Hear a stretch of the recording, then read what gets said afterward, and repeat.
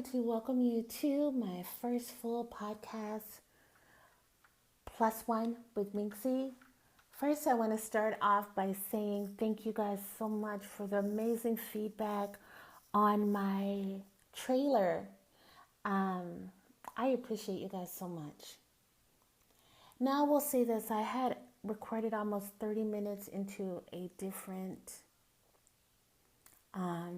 topic than what I'm going to go into now, or the delivery, because it was so full of negativity and trauma.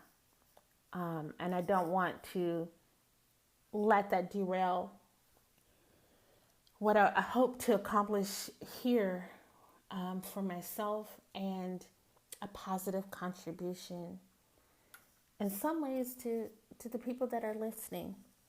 You know, we sometimes get overwhelmed as empaths, givers, nurturers, because we cannot save the world. Sometimes we can't even save ourselves, you know.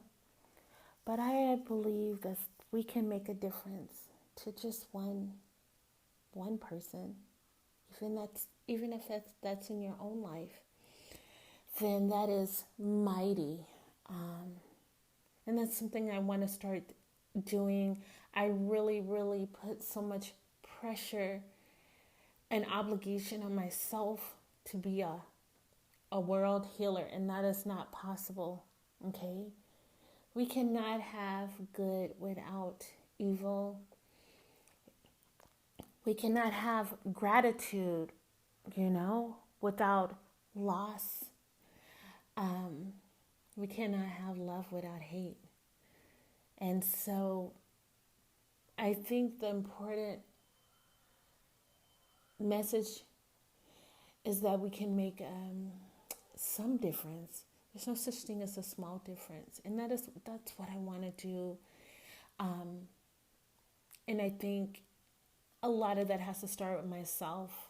I will always say to you guys, I am not perfect, but I am human. And so I really listened to that as I was, that podcast that I started, and I went, oh, this is not the power that I want to give to my message of survival.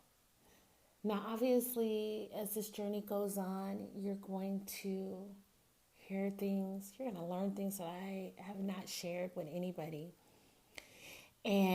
But that really was just too much power to give to that particular trauma. So I'm gonna change it up a little bit, and so what you're hearing now is a re-recording, and that's what I love about this platform, this forum.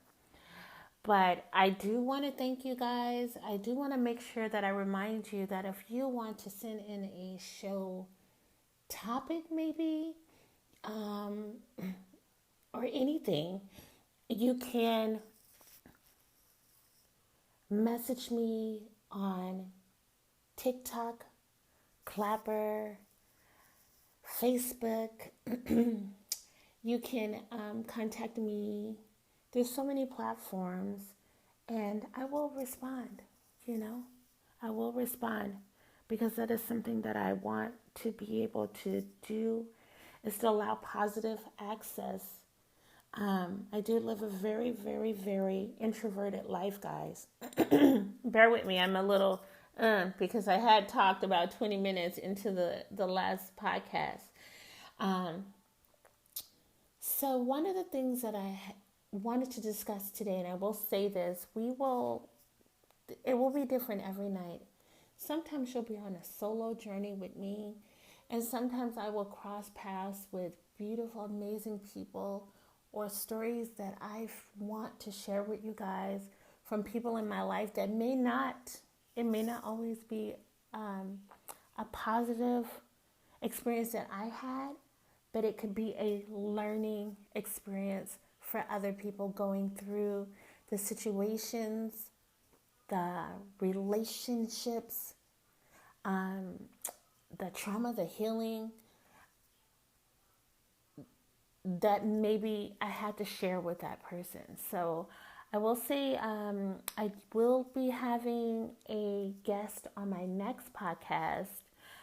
Just a beautiful soul that I really, really, really wanted to do something with, because I felt like there is something there to be learned from me, and not from me, but learned by me. And there is something there that could benefit the listeners as well. So please keep in mind, it will not always be me. Sometimes it will just be me. And I hope that you guys view me as enough. It is something that I'm on a journey to do, to view myself as enough. You know, I have spent a lot of time questioning why I was not enough in relationships. I have wondered why I haven't felt that I deserved certain things. I didn't feel that I deserved. I really, really, really am on also a journey of accountability, okay? Because if you're not being held in bondage, you can walk away from a lot of things. And so, if you walk back, you probably shouldn't turn back around and go back to that thing that you prayed to be delivered from, you fought to survive. But often we do. We go back and we re-traumatize ourselves. I will use the word trauma a lot, guys. And I'm going to tell you why I do that. Because I want a lot of my listeners to understand that trauma alters our behaviors, our morals, our self-perception, our mental health. It can alter your ability to function, how you talk, if you sleep. And so I think a lot of people suffer and they don't realize that they're actually just traumatized. They don't realize that it's PTSD, that it's trauma. And sometimes, you know, like our conversations will be a plethora of things, guys. I don't want to get into a clinical thing where you're like, well, today we're talking about mental health, so we can't forage into financial health, you know, or today we're laughing that we can't be serious. That's not real life. That's not real emotions. Reality is some days we'll wake up and we won't even want to we will not even want to get out of the bed, you know? We won't be able to get out of the bed. And then 10 minutes later, you're out of bed. You got your kids ready and you're on your way to work, you know? And you laugh at work and it's a good day. And you come home and you walk in the door, there's some bullshit, okay? That's reality.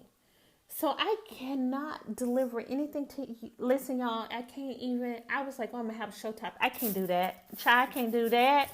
If I have to have a topic, then that means that if I'm not up that day, I got to come on here and be fake. And I can't do that. That's not where I want to go. I'm not on here for social media popularity. That scares me. I've had that to a degree, many years. I'm not on here. I'm private, but I say I hide in plain sight, guys. Y'all can't tell me where I live. Y'all can't tell me nothing about me, baby. If somebody telling you they know where I live, they don't know. They don't know. And so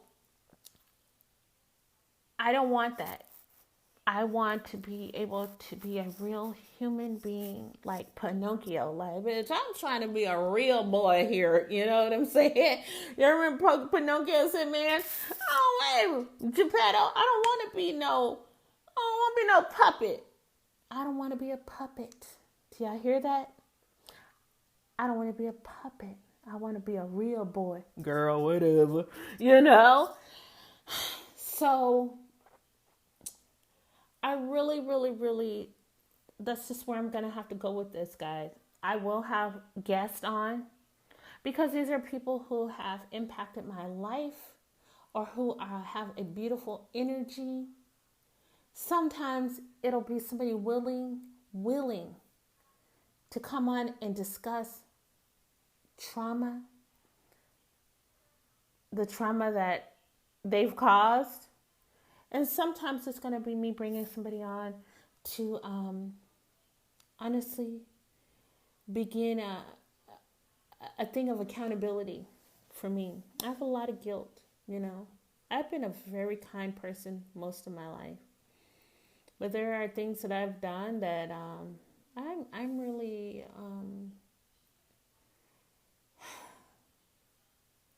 that it's a conversation between me and God, you know. And that's crazy because there are things that I really, really, really, really wish I could get off of my heart with the people that I hurt. And it's guilt I've carried since childhood. Could you imagine that, being a child and being so burdened by a traumatic event that you carry that into adulthood, you know? This is something I've been dealing with. So a lot of times I really, really, really say, I deserve this, you know, when I'm going through something like, well, I deserve this.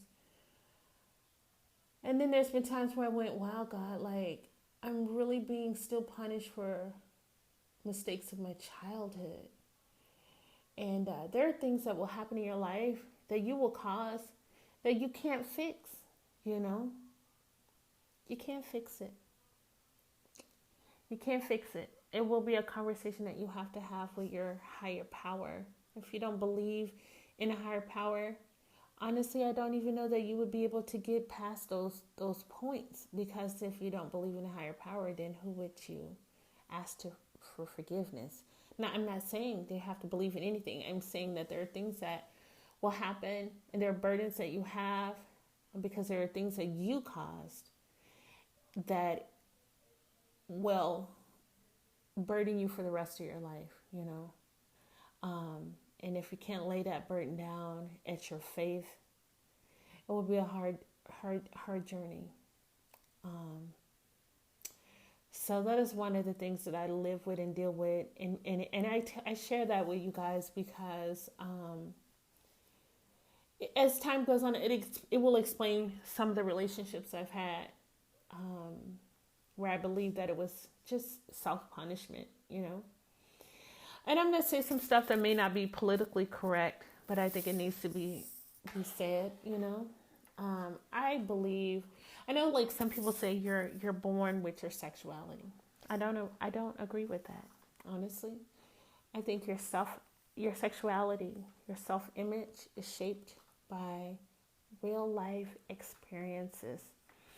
And what I mean by that is I've seen this happen, and I'm going to keep it raw sometimes. Somebody gave me a beautiful, beautiful review today and spoke on how I just keep things open and raw. What I mean by that is I have seen women and children, or children grow up to be men and women, shaped into things that I don't believe that they would have been if they had love, nurturing, if they were not bullied, if they were not attacked, molested, abused.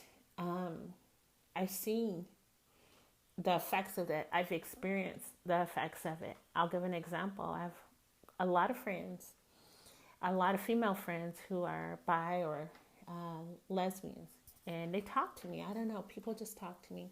Of course, this is not a reflection of the whole gay community, so y'all don't bring this up 20 years from now. But I remember talking to a friend of mine, and honestly, she'll probably be one of the people I have on here to talk about some topic for sure. And she said to me years ago, she said, she's an artist, and she had wrote this poem. She's a rapper, but she wrote poems. She wrote this poem and posted it on social media. And I know her in real life. And she said it was a beautiful poem. Like, it was just on like some site, and it was just like a file, you know, and I read it. It was so deep and so powerful. And she talked about loving this guy who I actually know. They used to be in a group together. And she talked about how she had sacrificed everything, her children.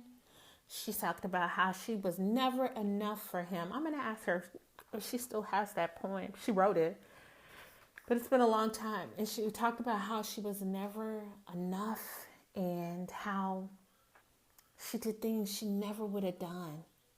And she talked about how she tried to do threesomes because that's what he said. That it was like, she wrote it so beautifully, like how her body wasn't enough and how she did threesomes and it wasn't enough. And he still cheated and he still beat her. And she was never enough no matter what she did. She said, she just phrased it so beautifully. She was like, she didn't even want a woman's touch. But it was to keep his love, and she still didn't have it, and it wasn't enough. And they're friends now. And he went on to continue to abuse many, many other women, which is why I severed my professional interaction with him. And so I used to buy that boy food stamps. It's funny because on social media is one thing, but like I literally dead ass used to buy his food stamps. Don't y'all say nothing about that. And for a disclaimer, that's just a joke, but it's not, but it is.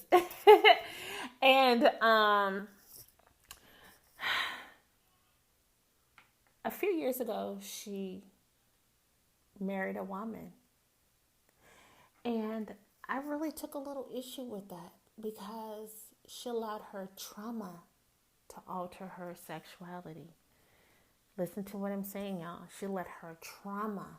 You know what she said to me before that?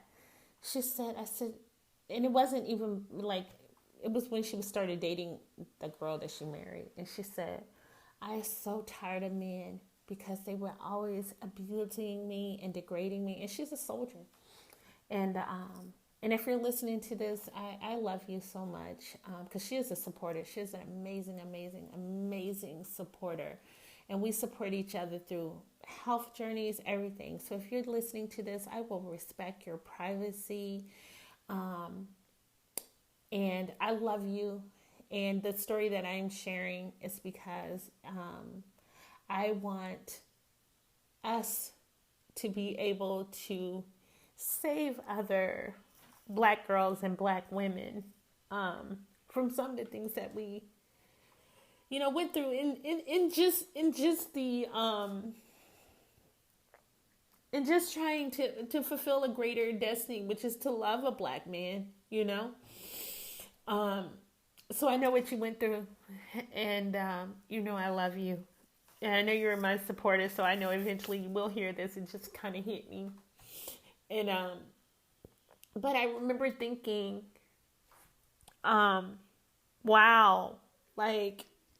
Trauma did that to her, like trauma changed your who you loved. Like you don't be with anybody as I'm with you because I cannot take the trauma of trying to love somebody, but it is a common reoccurrence with human beings, and it will never end well because even if you can fake it, somebody feels like they lost out. Like it's not fair to love somebody as a consolation prize. It's not fair to stay because I'm not saying this is anything that she did. I'm saying like, well, I can't get who I want. Nobody should be a consolation prize at all. But trauma can alter many, many, many things. I had a guy that I used to go to this hair store in Kansas City, Missouri. And you guys will hear me talk about that city a lot. It is a source of a great deal of my trauma. And I used to go to this hair store, and a guy worked in there. He used to do drag. Very, flamboyant, but we always friends, always talk and joke and stuff. And he would tell me, he said, I don't understand it. He said he just started doing that. He said, because he said, I could fall in love with a woman. He said, I can love them. He said, I fall in love. He said, I kiss girls. He said, I love to kiss girls. He said, I can touch girls. But I cannot look at, he's like, I can't look at no vaginas. I don't like that. He's like, I just can't do that. And so he said he started to think I must be gay because I don't like the vagina part. He said I can kiss them, touch them. He said, but I cannot touch that area. And as we got to be closer and closer friends, he was telling me, he was like, he was in love with one of his friends, female friends. And he said, but people start saying, well, if you don't like that, you must be gay. And he said it stuck in his head. He was like, well, maybe I'm gay. But when we got to be closer and closer friends, he said he started telling me about his childhood. I don't know why he opened up to me, but he did. And he started telling me about his childhood, and we were talking, and he said his mother would let an elderly lady babysit him. And the way he's telling the story, she might have been senile, and so some behaviors that maybe were suppressed came out. And there was what really would be abuse. It really would have been sexual abuse, to be honest. But his brain wasn't able to process as a young child. And his mom thought, because she's an old lady, she must be safe. But she was doing things like exposing herself, asking him to do things that weren't necessarily sex acts, but things that a child would be exposed to an adult's genitals. So you think about the development of a young boy who's being asked or shown these things and seeing an 80-year-old, 70-something, 80-year-old vagina. That could traumatize a child, right? And then the people feeding him verbiage like, well, you must be gay. You must be gay. And girlfriends saying, well, you must be gay if you can't, you can't go all the way. When actually he was just traumatized. I said, that's trauma.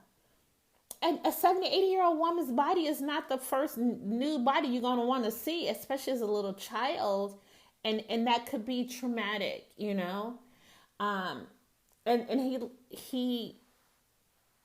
it's sad because that was abuse, So I really, really, really just want people to understand that there are traumas that can alter I believe that there's traumas that shape our sexuality. There are things that can shape our sexuality. Bullying can shape our sexuality. I also had a friend that she always kind of looked masculine. She was always kind of masculine. I'm not sure why. Everybody knows somebody from their school that looked like that. A boy that looked like a girl that looked like a boy. Now that I'm older, I understand that there are endocrine diseases, there are hormonal disorders that can cause things like that. But, coming from a small town, people didn't know. The doctors obviously slipped the ball. And she said, everybody said I look like a boy and no boys ever liked me. And then she said, well, but I wasn't an ugly boy. She was like, I was an ugly girl, but I wasn't an ugly boy. Do y'all hear how sad that was? And so around high school, she started just acting like a boy, I don't think that she necessarily liked girls. I think she was just tired of being lonely, So I gave you guys those backstories because I want you to know why I say some of the things that I say.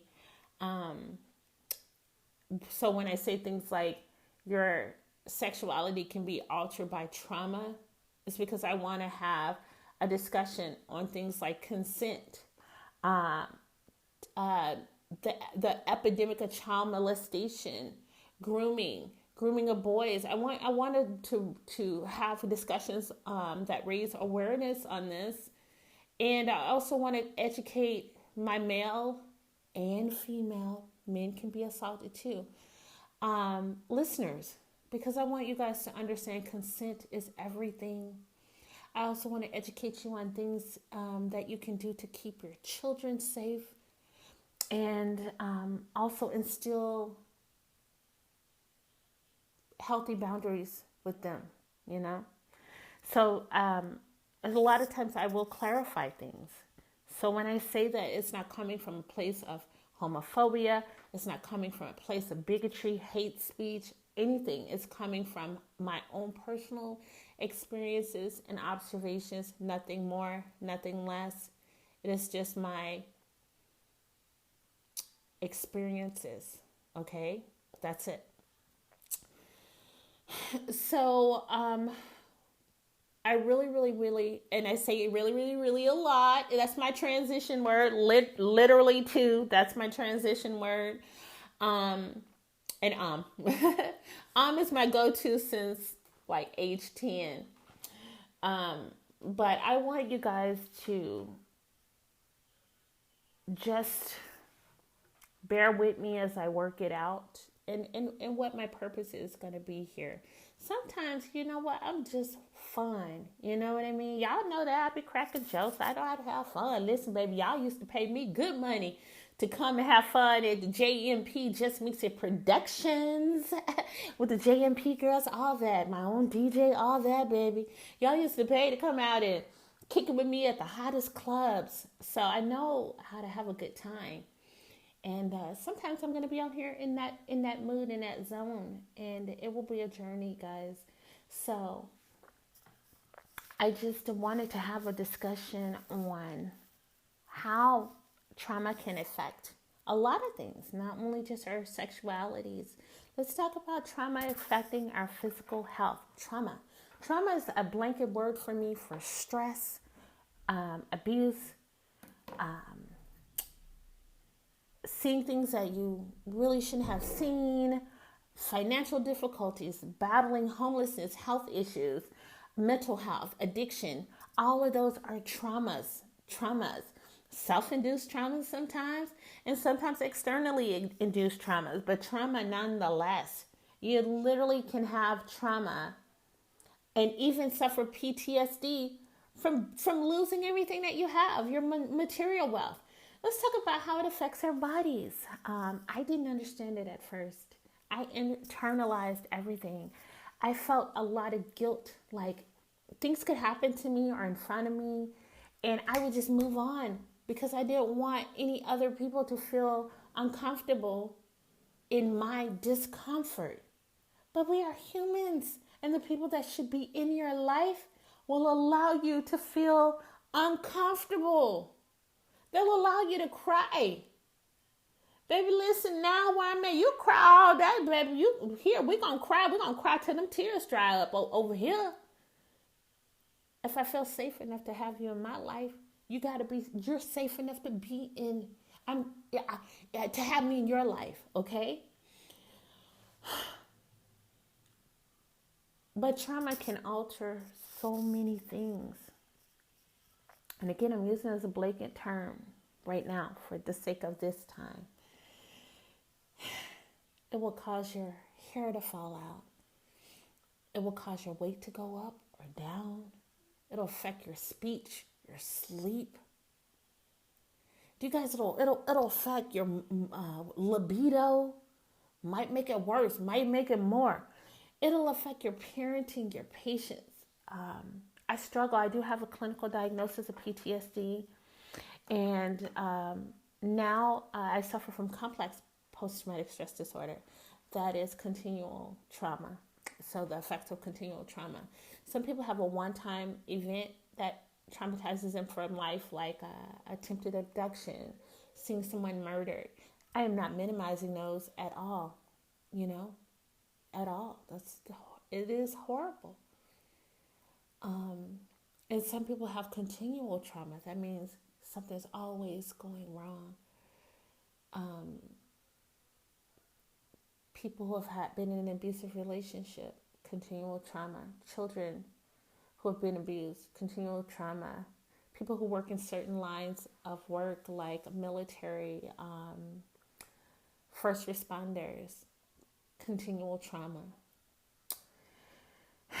And people experience bullying, continual trauma. They realize that they're experiencing a one-time event and experiencing multiple events. Effects are totally different on the brain, the body. And so I want to talk to you guys. And the reason I want to keep talking about these type of things is if you're the person causing it, I want you to understand the power, the negative power that you have on these lies. And I want to encourage you to get help. And I want to encourage you to give a gift that most of us will never give, that will bring so much healing. I want you to take accountability. Let me say that again.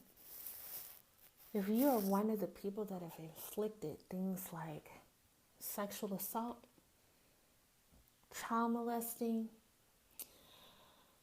robbery, verbal, physical abuse, mental abuse, whether it's in a relationship, discrimination, harassment, lying on someone, lying to someone, taking more than you give, taking what you are not willing to give, and you've caused somebody trauma, one of the most powerful gifts that you can give back to that person, that you should give back to them person, is taking accountability, regardless of the consequences. Do y'all hear me? Now, I'm not saying y'all gonna do that, but taking accountability.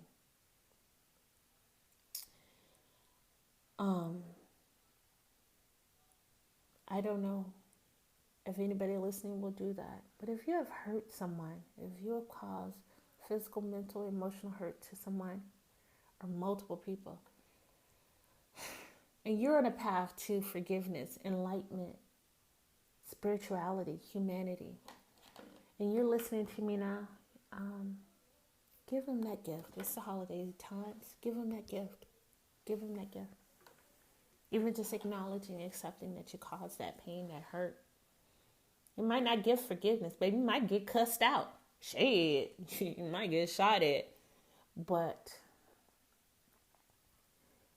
the power that has, the beautiful power that has to heal, child. Y'all get that to somebody. Y'all pick up them phones, send them emails, them DMs, baby, and hit them with a sorry. Hit them with a, hey, shit, I did this to you. And I'm sorry. Like, you didn't fucking deserve that. Period, point blank. I don't care what the consequences are. That was messed up. I did it. I hurt you. I had no right to do that.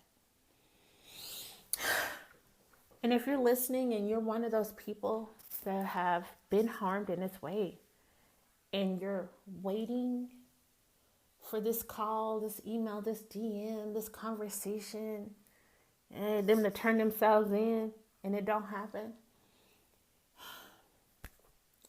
I'm sorry. I understand that. I understand it. Right now, I'm in a mental place that affects my whole being, my body, my brain, my spirituality, my self-esteem, waiting for that. Wow, you didn't really deserve the way I treated you. You were good to me. You're not perfect, but you were good to me in a way that I honestly did not deserve, and I hurt you. But sometimes, you won't get that call. But I'm saying, if you're listening, you caused that, you did that, do it to one person 20 years ago, shit. I don't care who it is. And tell them, say, you know what? Like, I did this. I stole this. I hurt you. I hit you. You didn't deserve it. Sometimes that's all people really want to hear. And sometimes we have to forgive even though they don't ask, for the things we've done for other people. I believe in a continual circle of karma. A lot of people use karma as a threat, like you're going to get what you deserve. It is not for us to decide what anybody deserves, okay? Some of the things that happen to us is because the universe decides that we deserve it, or that this is just my belief. This is a belief. This is not an opinion. This is a belief that, and it's not a fact. There's no science behind this. This is all spirituality and hocus pocus, okay?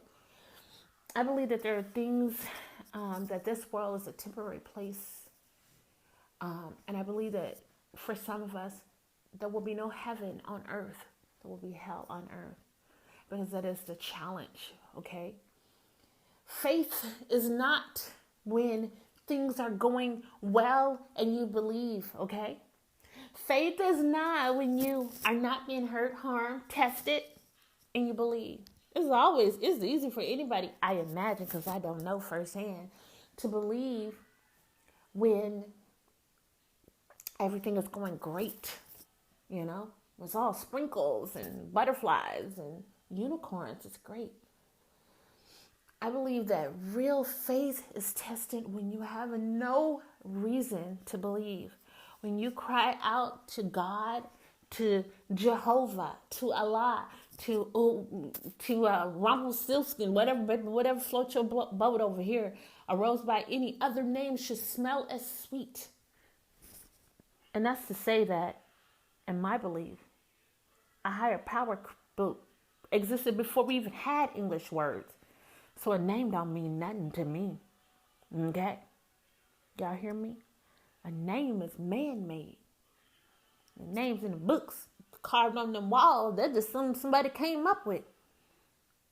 There was a time we didn't even have a language. We're just going, argh. You know what I'm saying? But even beyond science, something cannot come from nothing. Do you get what I'm saying? Something cannot, and it did not come from nothing. So there is an alpha, and there will be an omega. Now y'all take it how y'all will, take it how you might. I'm not wrapped up in religion anymore. I've been every religion you can think of. I'm not wrapped up in religion. I'm on another journey that will require me to be broken even lower than I am now. I told y'all in my first preview, I'm already at my lowest. Every day I wake up looking for a reason to stay alive. And then I just go on autopilot because I didn't find no reason. You know, this world is a horrible place. We did this to ourselves. This world is a horrible place, and we did this to ourselves. So I'm not caught up in those things. You know, some people think spirituality is wearing some dreadlocks, talking about being vegan, and burning some damn incense and sage, okay? Spirituality, being woke, being really awake, and this is just my opinion. I don't care what you have to feed yourself or say to yourself to live and survive this life. Baby, if you want to say you woke because you got some dreadlocks and you don't wear makeup and you don't eat meat, that's on you. I'm not your judge or your jury. So these are just my opinions. When you're truly woke, you realize enlightenment has nothing to do with your exterior. Some of the most woke folks I ever met got 30-inch bundles in their hair. Some mink lashes on their eyes. Okay? And some blinged out nails. And some of the most sleep people I know are pro this, pro that. They disguise themselves as woke, and I see the snake in them. So baby, listen, it's just my opinion. I ain't got to listen to me. But when you're really woke, you realize exteriors have nothing to do with it. Close your eyes. I tell people this since I was a little bitty child. I'd be like, close your eyes. They said, why you want me to close my eyes? They tease me about that. I would be like, close your eyes. But even as a little child, where I'm from, they say, I'm from a small town in Mississippi, Greenwood, Mississippi. They say some of the old folks that didn't have no education are the country folks. The parents were sharecroppers back in the day. They say, oh, that child born with a veil on her eyes. You know? Y'all hear my southern accent come out unless I get mad. Say that child born with a veil over her eyes, Miss Joe. My grandmama named Josephine.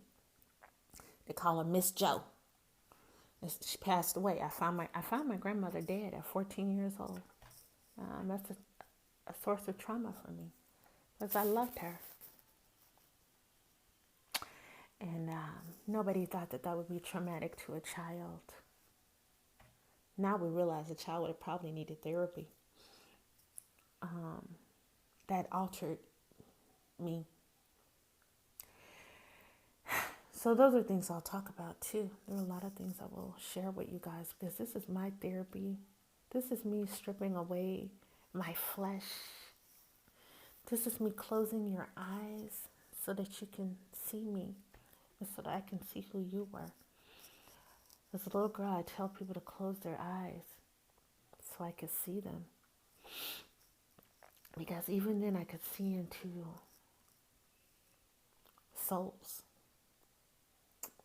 Now some of my friends, they say you're psychic. And some of my ex-boyfriends say, you must have hacked my phone. But I ain't hacked no phone. I ain't had no phone. I just closed my two eyes and opened my third. When you connect to people, I believe you're able to connect to people through conversations, through energy. I will walk past people and feel the whole life story. Now, it's trendy to call that being an empath. And it's typical to call it being psychic.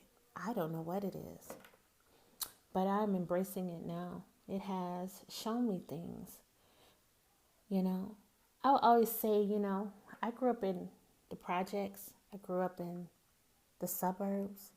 I grew up in wealth. And I grew up in extreme poverty.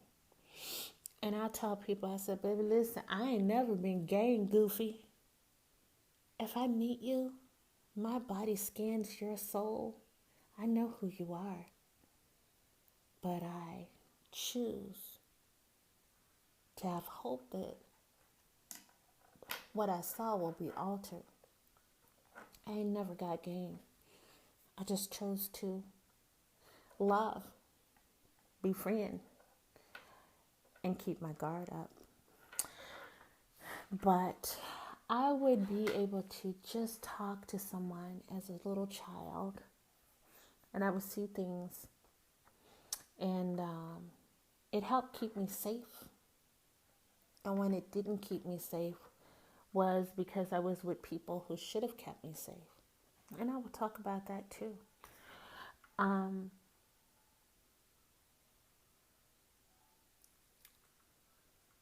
So authenticity is important, when you're dealing with your trauma, guys.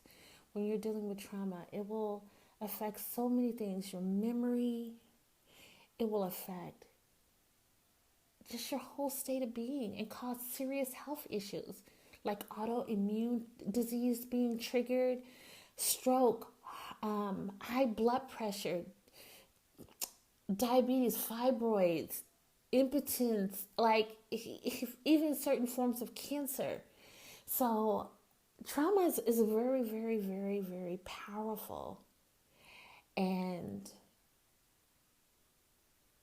being able to, and again, God, like y'all, I'm working this out. I'm gonna work this out. I'm working this podcast out. Because sometimes you will, I guess, hear emotions and memories come out in my voice, and I have to work it through. And I want you guys to work through these things. That's what we're here for. I could have took a lot of formats. My little boy, I told him he's my producer. He ain't in here with me because there's conversations I want to have that are not age appropriate for him. I do discuss certain things with my children because I want to raise men that women do not have to fear. I want to raise men that black women are safe with. I will always emphasize the black woman. Don't take no offense to that, baby. Every other race, y'all got people cheering for you. But we ain't got nobody but each other. And sometimes we ain't even got that. So I want to raise boys that know that consent is everything. I want to raise sons that don't have 200 partners. I have not been with one man in my life that valued their own body. Okay. I dated a lot of pretty boys, hood rich boys, wealthy men, good looking guys, wannabe players. And what I found in those was trauma. I found trauma that they left on me, and I saw trauma that commonly their mothers placed on them. One day I said, and I thought about it, I literally didn't have one ex that had a good mother. No offense to y'all mamas, but I found a lot of verbal abuse, physical abuse, Munchausen by proxy. Found a lot of addiction from the moms where somebody else had to raise them, a lot of grandmoms and grandparents raising. It was a common thread. And some of these moms for the public look like amazing mothers. You know, my husband's mama was a school teacher. She heavily into the church, but she also allowed her children to be, her daughter to be molested. The police killed her husband because he held them hostage and he abused one of her daughters.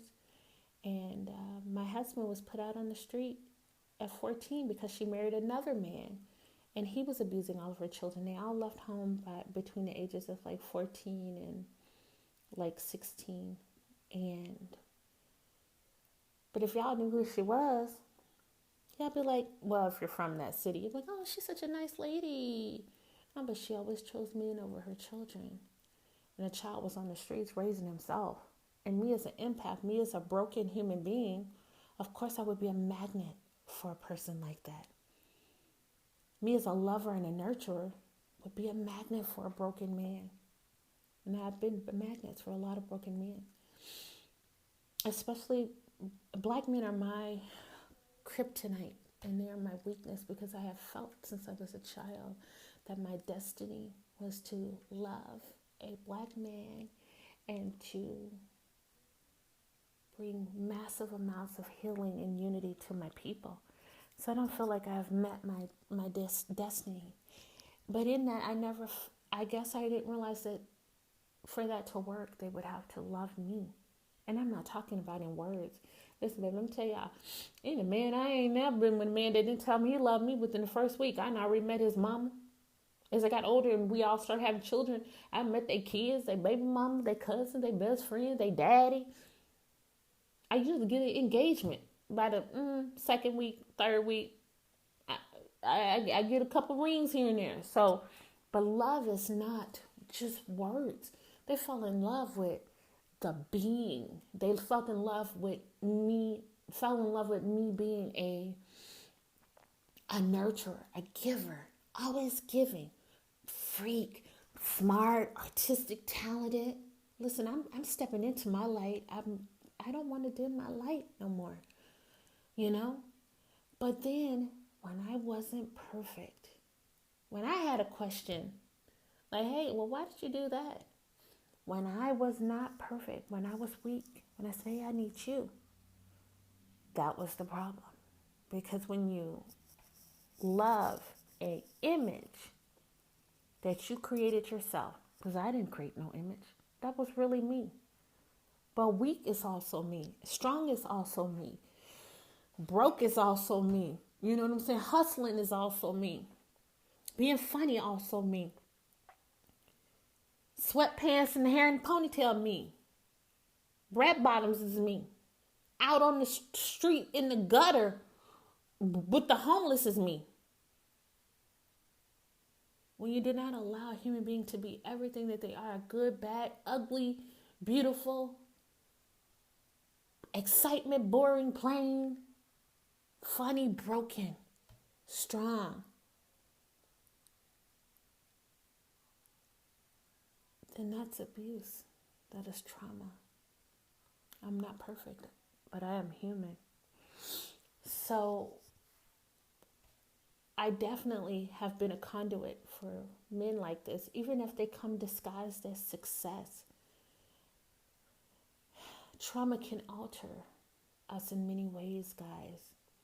Do you know that there has been research and studies that have, for generations, that have found that within the first 2 years of a child's life, even in utero, even in the belly, your child hearing you arguing and fighting with their daddy or the mother crying can literally cause them to suffer from things like narcissistic personality disorders.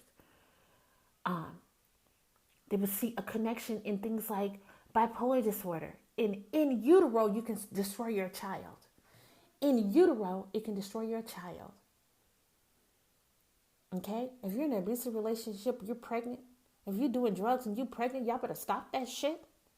Get out of it. Because you can literally traumatize your child before they even take their first breath. But let's talk about once they get out of the breath. You guys get out of the body and take that first breath. Do you guys realize that the reason a lot of men are disgusting human beings is because they had a mother who did not love and nurture correctly or at all.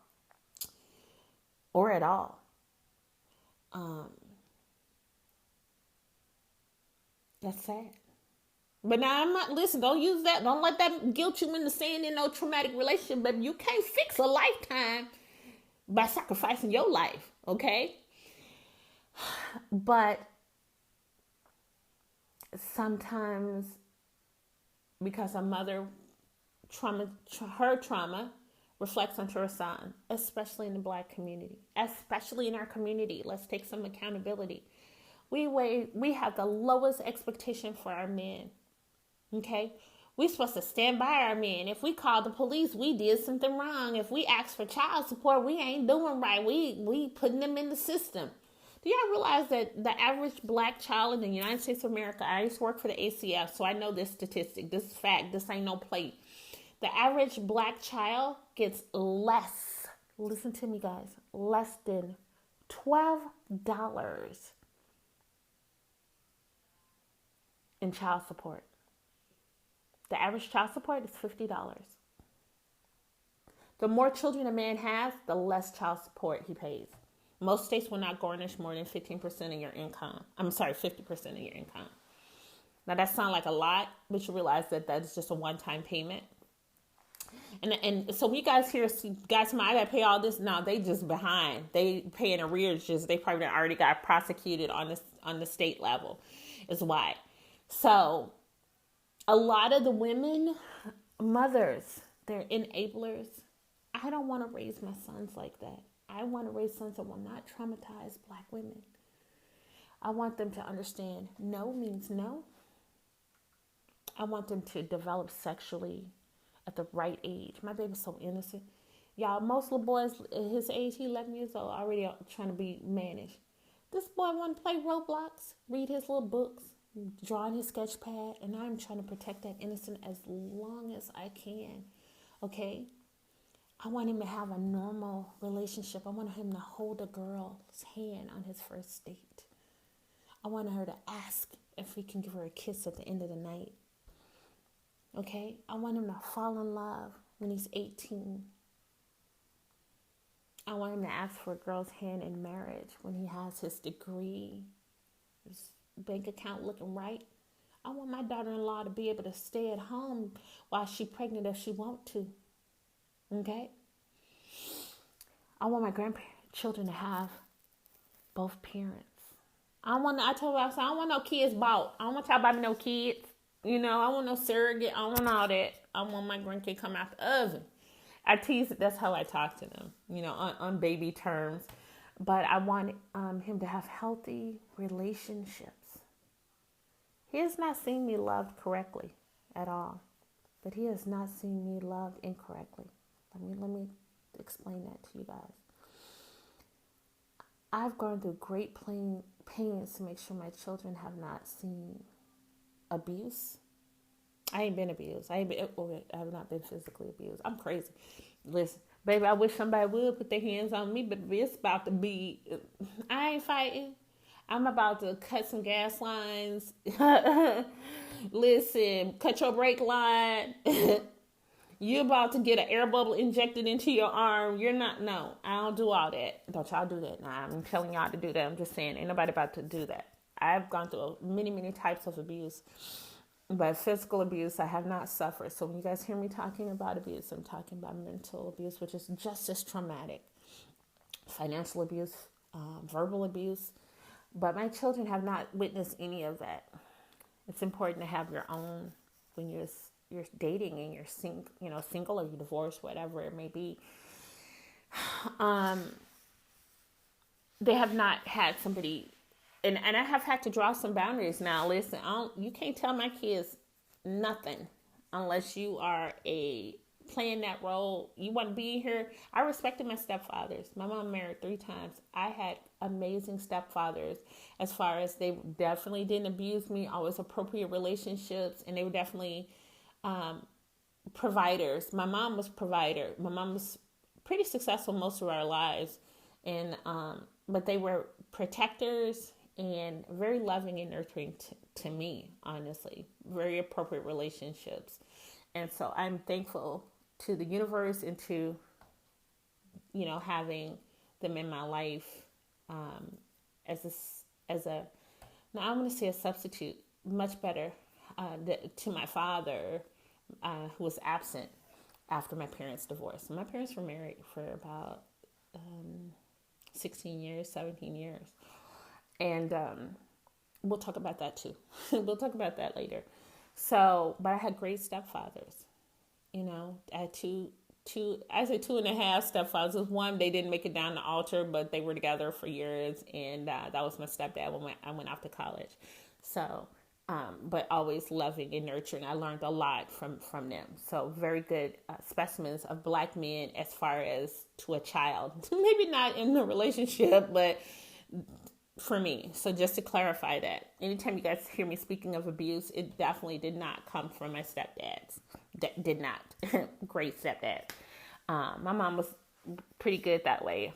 She really did date and marry some good hearts, to me. Okay, to me, and they're very good hearts. And my step families definitely accepted me, loved me, probably spoiled me a little bit. They always very loving to me. My step siblings love me, loving to me, mutual love. So, but I'm gonna close off. I want you guys to please take away the notes. So please take from this the effects of trauma, the power of accountability, and I will speak a little bit later on the power of forgiveness because I'm not there yet. Okay, I'm not there. I say I'm there, but I'm not, because when you're really at the level of forgiving the way you want to be forgiving, then you let that trauma go. I'm not there yet. So thank you guys for joining me tonight. The next time you hear me, I will have a special guest. I appreciate you guys so much. And again, thank you so much for joining me on this insane ride, or as I like to say, the shit show called my life. You guys have a beautiful, beautiful rest of your day, night, whenever you're listening to this. If you're not able to have all of that, because sometimes that's not reality, please find a moment for yourself. Even if it's just letting your song play before you turn off the car, or taking a shit without the kids knocking on the door, or just stopping and saying, you know what? I'm loved by somebody. This crazy ass girl named Minx, I am her +1. You are my +1, guys, and I hope that you find me to be a safe place, and that I am your +1 too. You guys have a good night.